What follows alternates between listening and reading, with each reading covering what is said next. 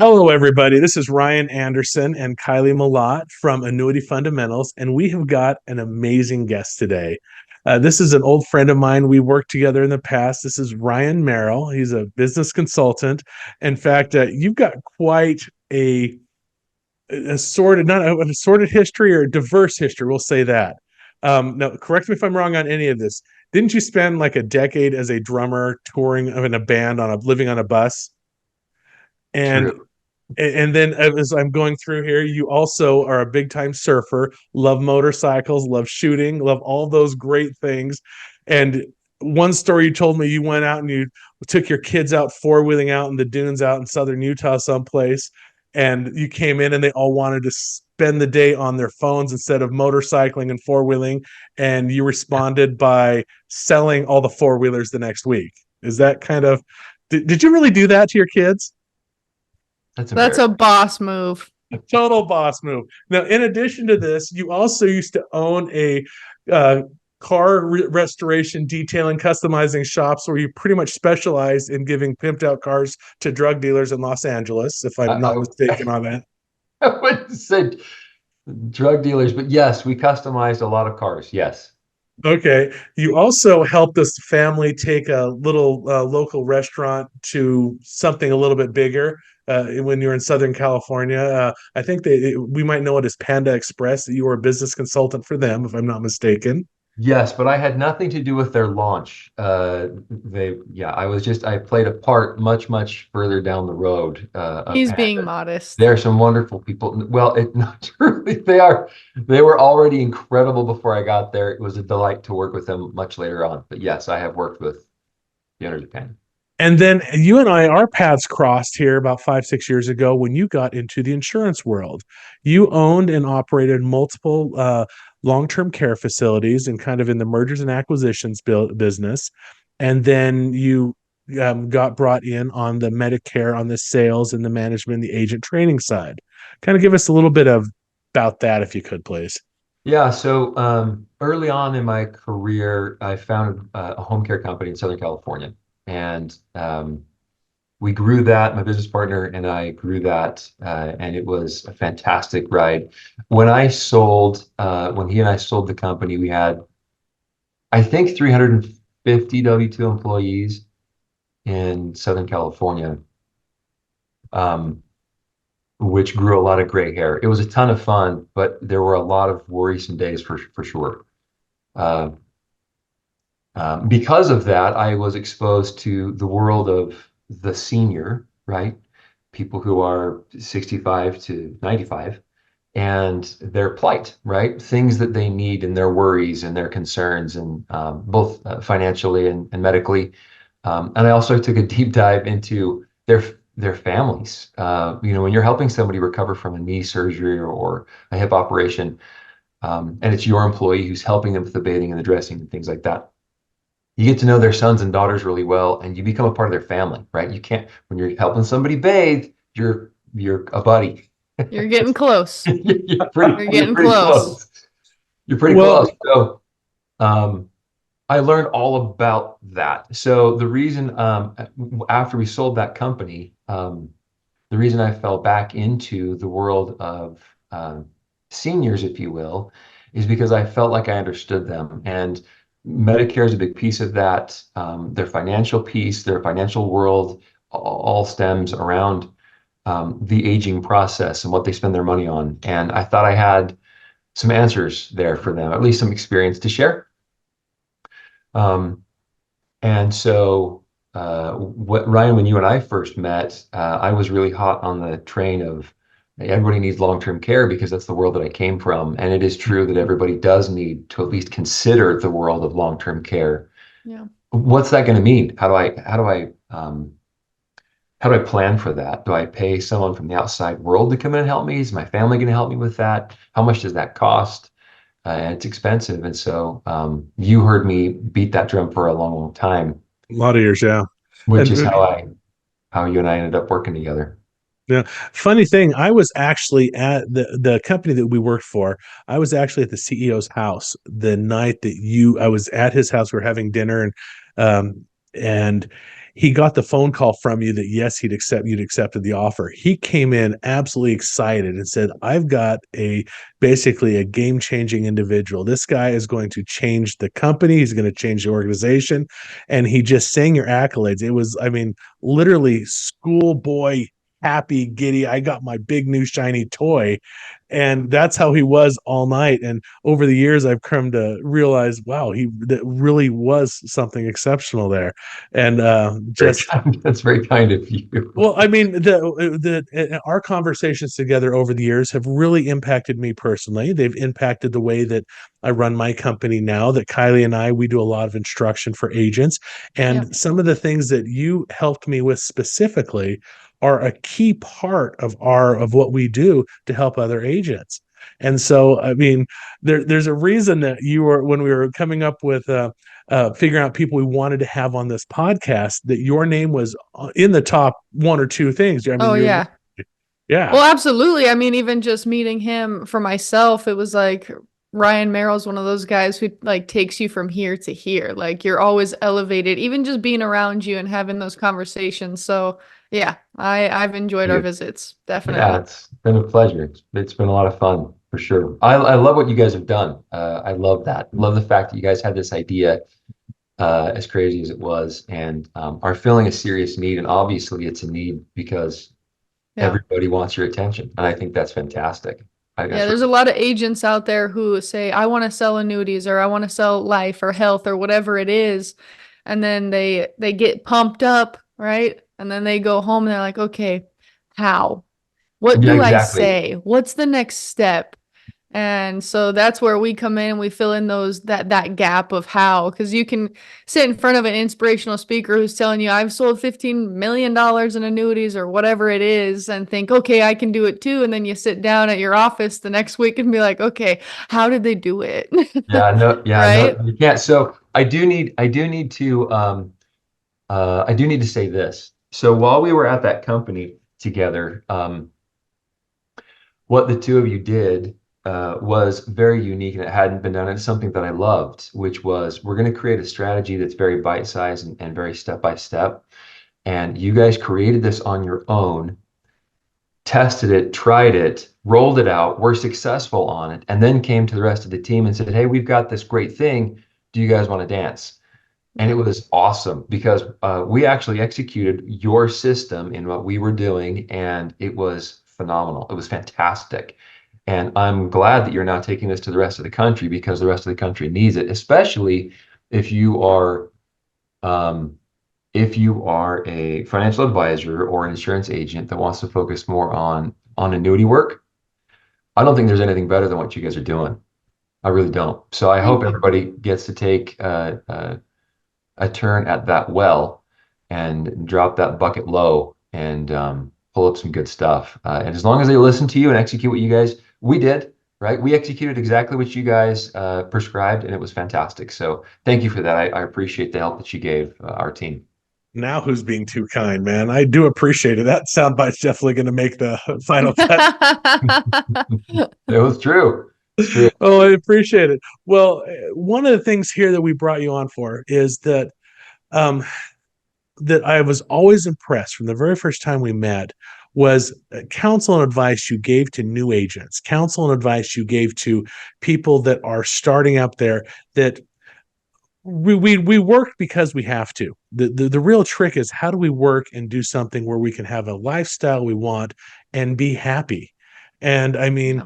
some of the things that, I mean, as far as your experience with calendaring, the things you do when you're not at work, I mean, you're a huge advocate for the what is the most precious uh, asset that somebody who is very wealthy has, and it's not their money, it's their health. I mean, and you shared that with me. And the thing that I loved about this is that you practice what you preach on all of these things. So let's go ahead and start with this. You are a brand new agent. You've got a new agent in the room in front of you. What kind of counsel would you give for them to be successful, to have the lifestyle that you enjoy, that you think that they should as well? Most humans on the planet do not feel worthy of the success they aspire to. Yeah. Okay. So they see the guy on the stage who made millions of dollars selling lots of annuities, and they get all pumped up, right? And then they go back home to their house, the same house where they have failed at other things throughout their entire life. And their subconscious just plays this, "you're a failure" on loop, right? Mhm. Yeah. And so that's what their subconscious has been telling them for years. Well, the 3-day seminar that they went to was amazing because it was a break from the subconscious failure loop that they're stuck in, right? The most challenging thing to bring, and I've done this multiple times. I've coached CEOs of multiple organizations to the precipice of greatness multiple times, but then their DNA kicks in and they sabotage themselves from the success that was about to happen to them. Yeah. Um, um, and it's tragic. It's super tragic to see, right? So when you have somebody who's brand new, and it doesn't, they don't have, when I say brand new, it doesn't mean that they're young, right? They could be 20 something, or they could be 30 something, 40 or 50s, or even into your 60s. Um, Man, even into 70s, and you want to stay productive, the question you have to ask yourself first is, what do I believe that I'm worthy of?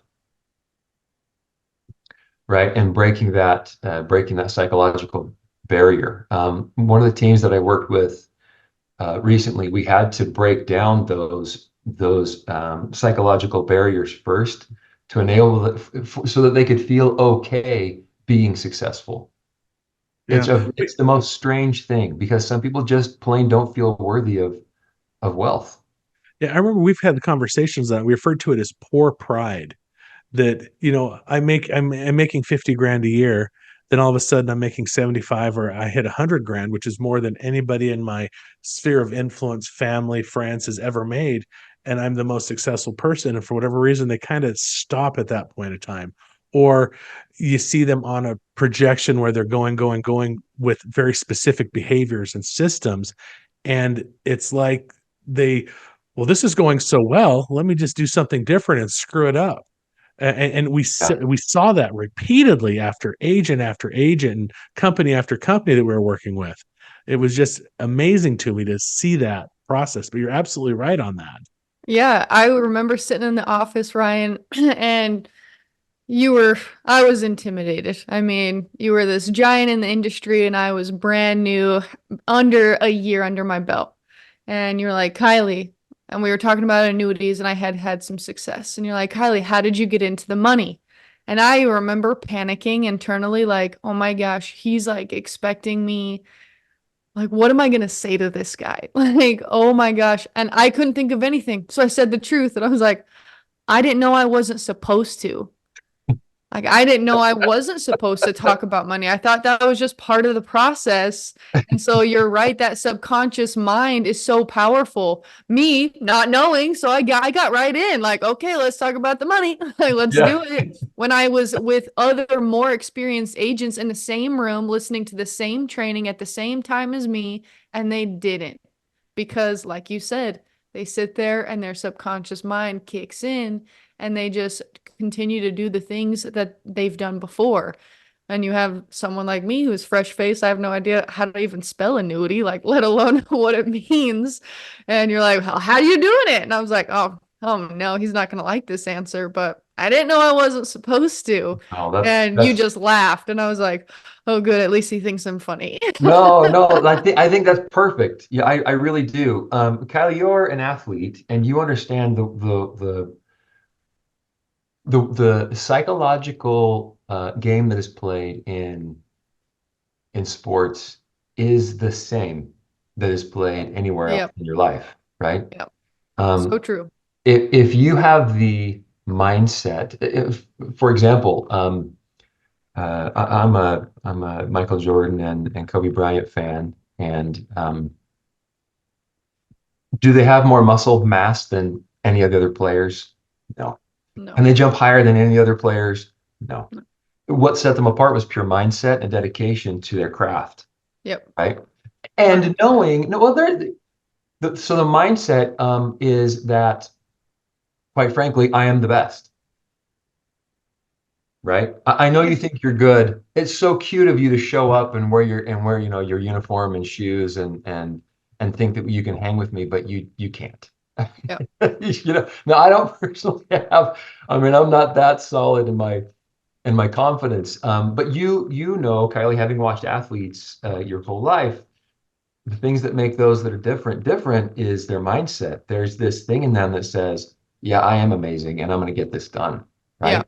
So definitely. when you went into that home, you knew because you worked with Ryan, you're like, okay, if I want to be successful, this is what I have to do. So I'm just going to do it. And here we go. You didn't know Yep. enough to be scared. Right.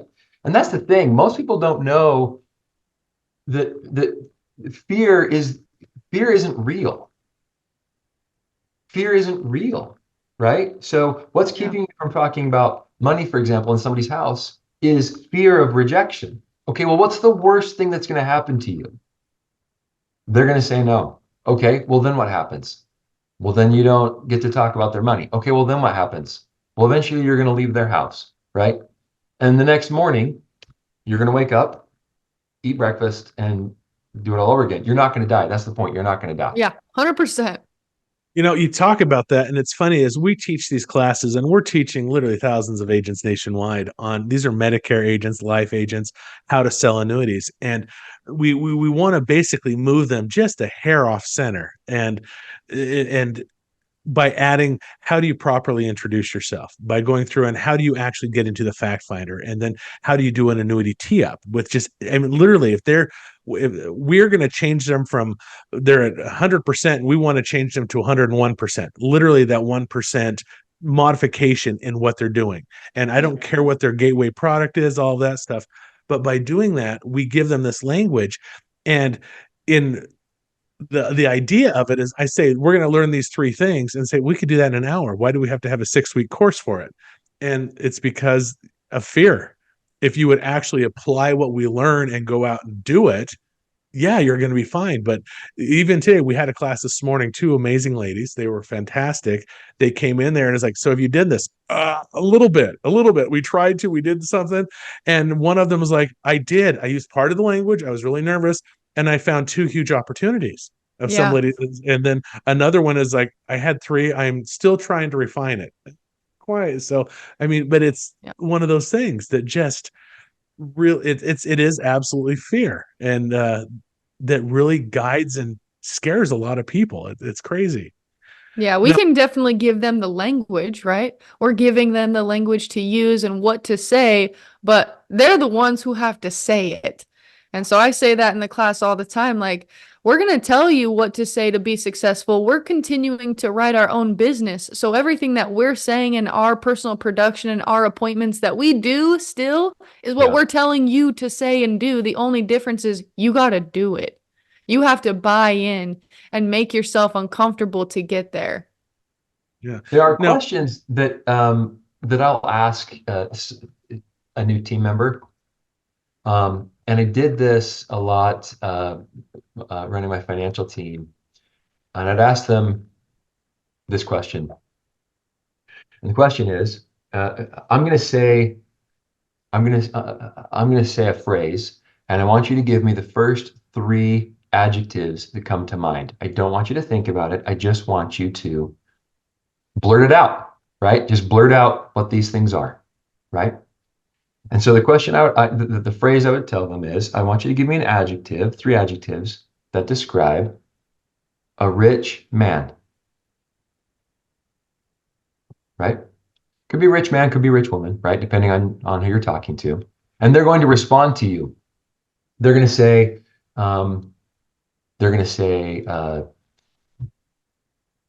selfish, conniving, cheater, right?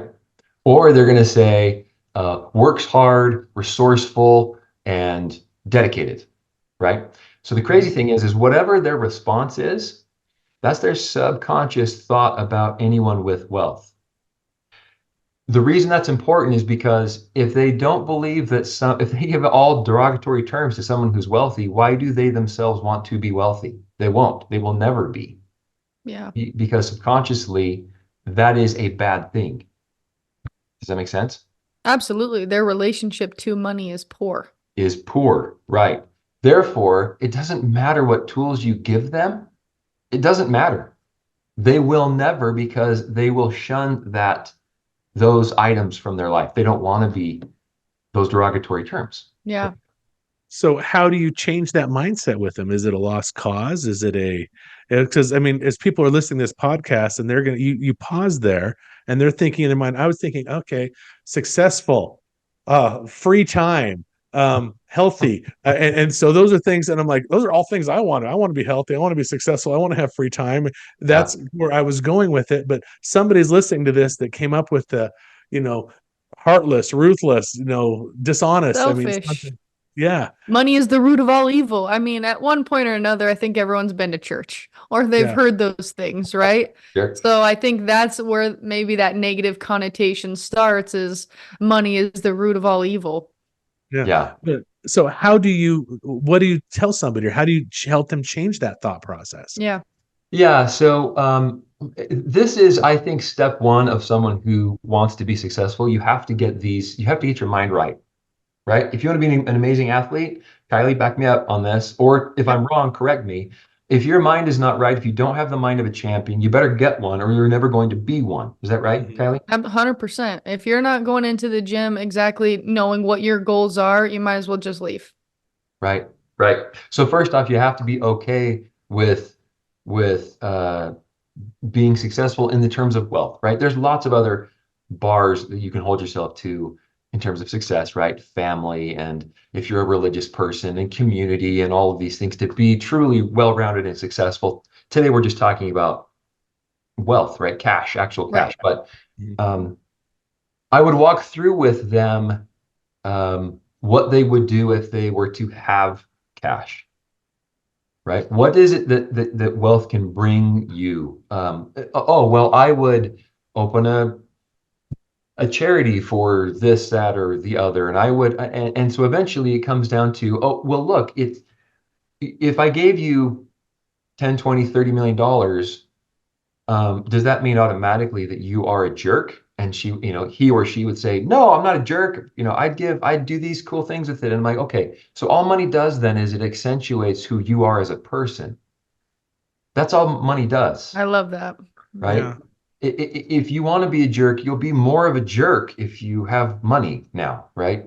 Now you'll be cutting more people off with your Ferrari on the highway because you can, right? If you're in some dumpy car, you can't cut people off. You can't, anyway. So help them to realize that it's not the cash, right? It's not the money. It's not funds. It's the person that holds them. Now, what do you want to do with that? What does it mean to you? Tell me about the things that you love in life. Well, what kind of life do you want to have? And now we transition away from money, right, to Ryan, something that you and I talked about, which was, tell me about your perfect day. Oh yeah, that was hugely impactful for me. What does your perfect day look like? When do you wake up? Because here's the thing, Brian Tracy has a fantastic book called Create Your Own Future. It's over 20 years old now. Gosh, it might even be 30 years old. But if you were to ask the average American where they live, they'll tell you, right? Oh, I live on Main Street, USA, right? Oh, great. Do you love Main Street, USA? And they'll say, yeah, it's okay. And you're like, well, you must love it. I mean, you've lived there for 15 years. Why did you buy the house there? Well, I needed a house.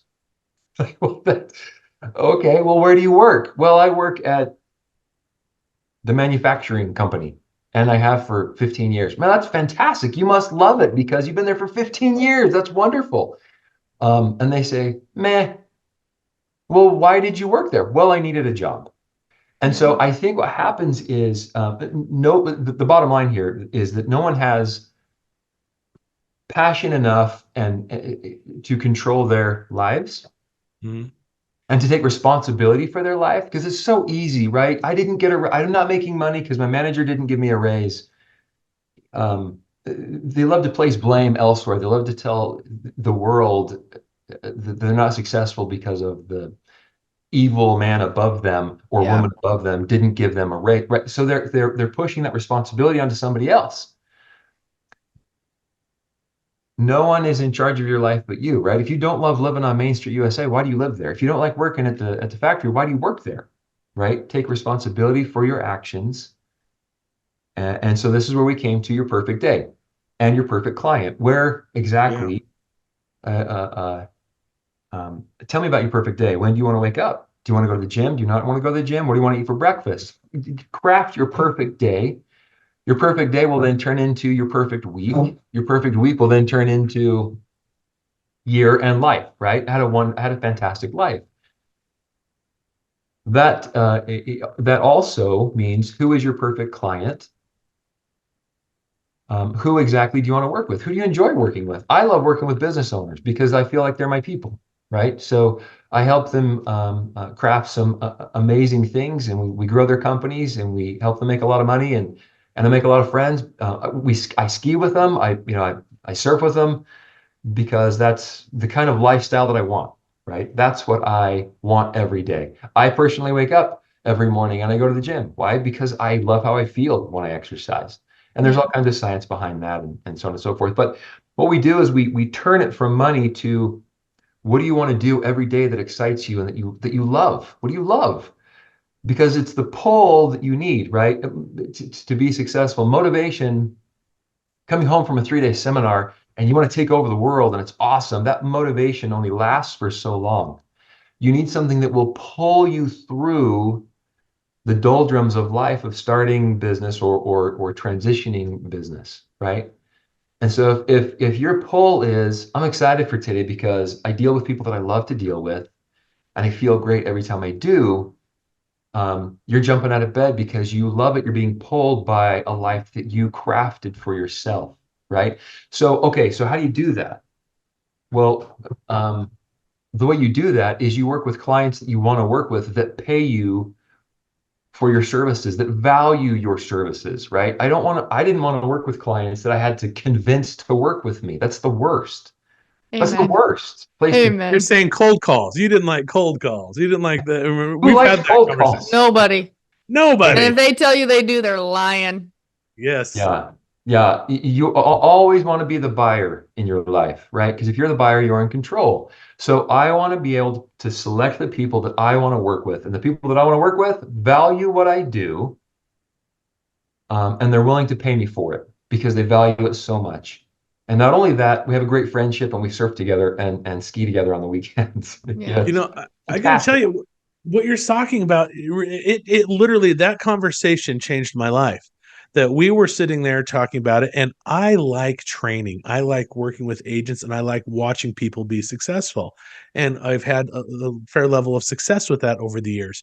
And when you went through and I identified my ideal client at that point in time, I love my clients. I love working with folks that are in retirement and stuff. But the client, without, who's my ideal client?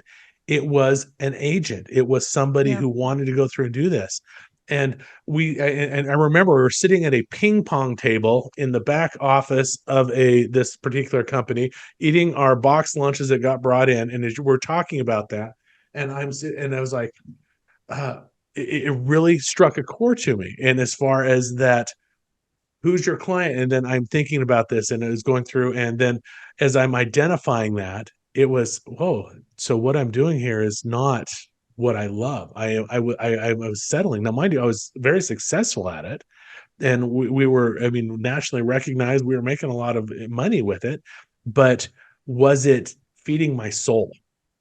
And I can't say that it was. And that conversation was kind of the start. I don't think that Kylie approached me, months later after that conversation to start down another venture with her. That I don't think, if we'd had that conversation, if I'd had that internal um, epiphany, that I don't think you realized how impactful it was, I would be here right now having this conversation.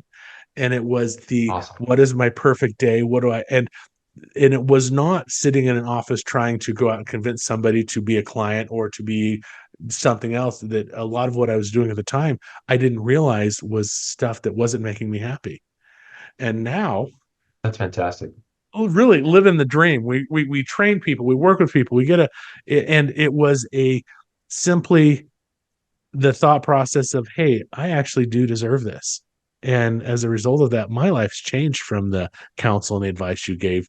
Again, and I'm not sure if you realized how significant it was at that time, that I was really having a moment. And I just kind of, I'm really happy for you, man. I think that's incredible. The thing you have to realize though is I've taught a lot of people about this, but you execute it, yeah. right? Many don't because they don't feel like they're worthy of the success that they want. The fear enters the chat once again. Yeah. Well, I mean, Yeah. before we started recording, we were talking about the gym, and we've only got a few minutes left. Let's talk about that. That's an example that a lot of people really understand. I'm sitting here, if you look at I'm 40, 50 pounds overweight. I don't spend as much time at the gym as I should. I've got a gym membership. I do. I pay my $25 a month or whatever it is, and I'm sure that gym's there, and I'm sure it's happy. I'm part of the whatever that one organization is. They want people to have a membership, but not actually to come. That's my gym, man. Those are my people. And and as we're talking about our the people that are taking our classes, that this is great, this is great, this is great, and we've had a lot of people come through the classes, but they won't execute. So let's kind of rehash that conversation we had earlier. The example you gave was brilliant for this, and I hope I'm not throwing the individual we're talking about under the bus here. If you need to change Of going to the gym. the innocent, yeah. Okay. So, a very close friend of mine. So I'm a gym guy. I go every morning because I love how I feel. And let's face it, I feel like I also look better. Now you can't do much with this, but can you imagine if I didn't go to the gym, it'd be even worse. It'd be like this. I It'd be love like going this to right the here. gym Says the good-looking guy in the room. because I feel great, and I feel like my clothes fit better, and so on and so forth. Okay. And there's lots of studies behind that. Okay, so I have had throughout my life, I've had people that kind of come and go, right? Hey, Ryan, I want to go to the gym with you, and let's go. And one thing I've learned is never, ever, ever tell someone what to eat to be healthy. Oh my gosh. If you want to make a quick enemy, tell someone what they should eat. I didn't know food was such a holy topic, but what I've learned is don't tell anyone ever what to eat unless they're paying you to tell them what to eat, and then you can tell them, but otherwise don't. So they want to go to the gym. They want to look better. They want to feel better. Hey, Ryan, can I go? Sure. So they come with me. So they're with me for, the traditional 2 weeks, hitting it real hard. And then the third week. And then right around the third week, they start to come up with excuses. Like life happens, right? Life starts to happen to them. And they start to come up with their excuses as to why they can't go, which were always there the first 2 weeks, but now they mean something in the third week, right? And so now they start to not show up. And I'll start to get a call or text message the night before saying, hey, are you going to the gym in the morning? I always go to the gym. There's never a day I don't. There's a couple of days a week I don't, but Monday through Friday, I'm there every day.